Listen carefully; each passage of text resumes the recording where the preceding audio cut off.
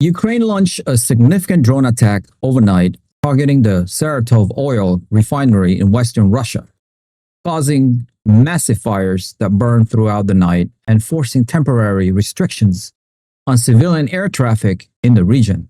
The strike represented one of Kyiv's deepest penetration into Russian territory since the conflict began, demonstrating Ukraine's growing capability to project force beyond the immediate battlefield despite Moscow's claims of air superiority.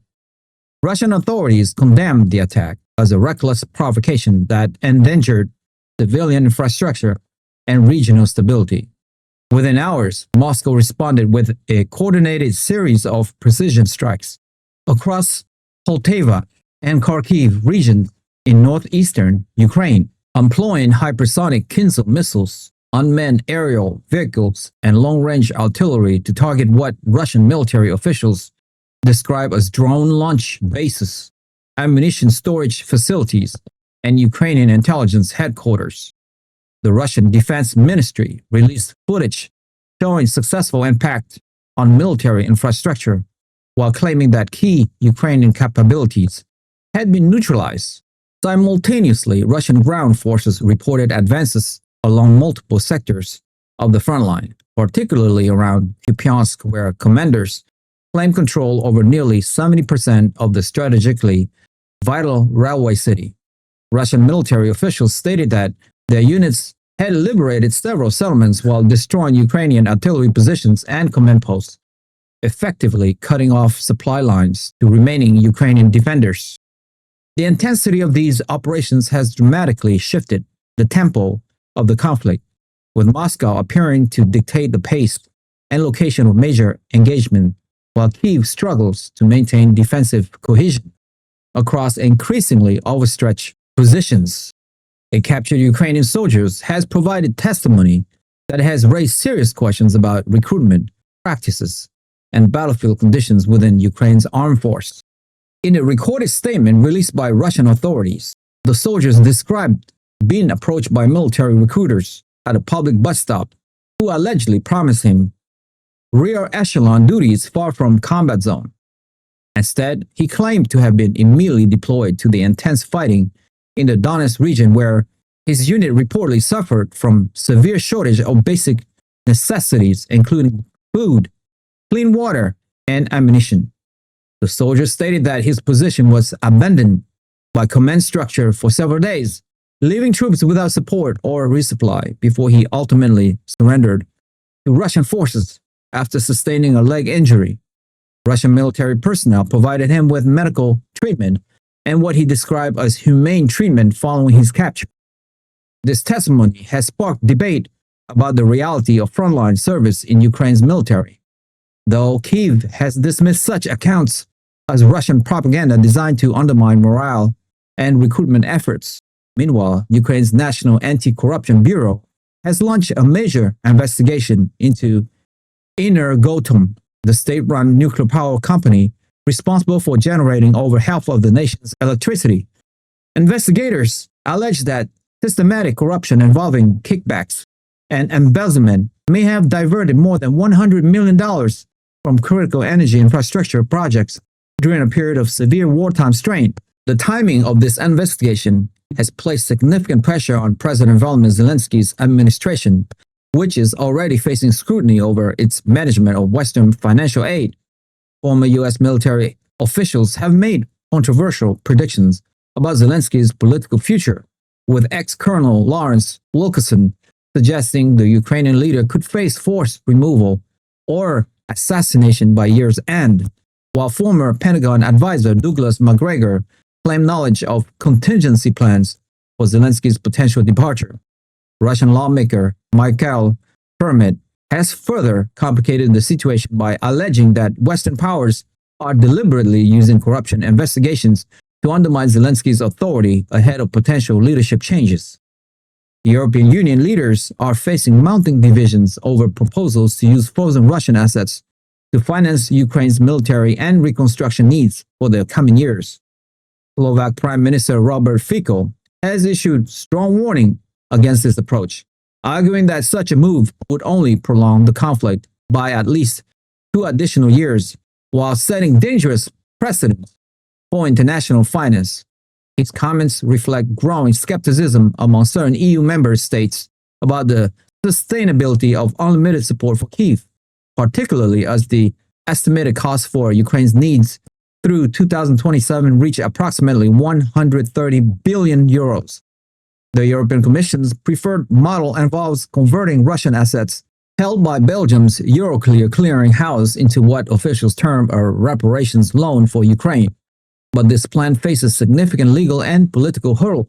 Belgian Prime Minister Bart de Wever has joined the critics, describing the proposed asset seizure as legally uncertain and potentially catastrophic for Europe's financial stability.